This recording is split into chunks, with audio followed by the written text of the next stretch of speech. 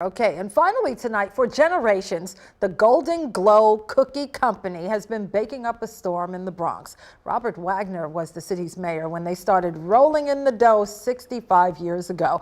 New tonight, Amy Yensi tells us that while the neighborhood has changed, the recipes have not. It started with a few cookie recipes and an entrepreneurial spirit. My mother was a woman before her time. The year 1954, Rose Florio was working at the New York Telephone Company, but the mother of three wanted to be her own boss. So she convinced her father to pool his money with hers to buy a tiny bakery in the Allerton neighborhood. By day, Florio worked at the phone company. At night, she baked. Joan Florio is Rose's daughter. When her shift was done, she would go to the bakery where the baker had been baking during the day. She would pack the cookies at night until she finished. Rose Florio had just one baker and one oven. Initially, the bakery sold wholesale, packing the cookies in 5-pound boxes. But they found people wanted the leftovers, and so a retail business was born. The whole operation eventually moved into this building in Baychester.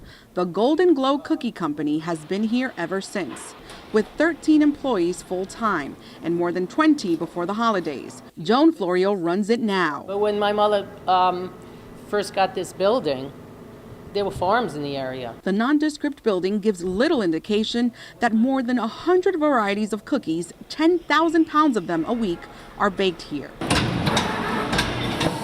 These regular customers drove from Westchester County to buy some Italian cookies. The Regina, the sesame seed, chocolate chip, and jelly, those are the most popular. Gluten and sugar-free cookies are available too. I mean, it's phenomenal. Everything you taste is delicious. Why would you go someplace else? Though the menu has expanded over the years, the original recipes are untouched, so that anyone that bites into one of these cookies is having the same exact experience that customers did back in 1954. And that's exactly what the owners want. Generations of Florios have grown up working here, keeping the business in the family. There's a tremendous amount of pressure, but also a great source of pride too. Because there's something about these cookies that reminds many of family and home. In Baychester, Amy Yensi, New York 1.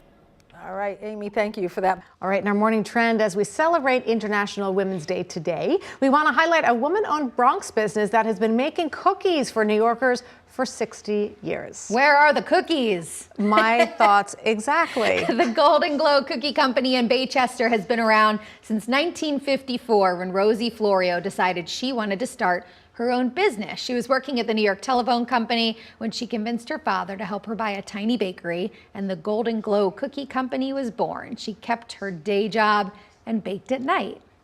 So now the factory is booming. It produces 10,000 pounds of cookies in 100 varieties every week. Although it started as just a factory, demand from the surrounding community helped the factory take on retail. Her daughter Joan runs the bakery now, and she says her mother was a pioneer in the business. My mother was a woman before her time. She always had great business sense. She grew up in business, and she just, went with it. So the menu has expanded over the years, but what's interesting is that they have the same recipes that they had back in the day when she first started. So they say that they want you to feel like you were walking in to the bakery back in 1954. Exactly. And that's the thing about a good cookie recipe. That's, I guess, why they get handed down through generations.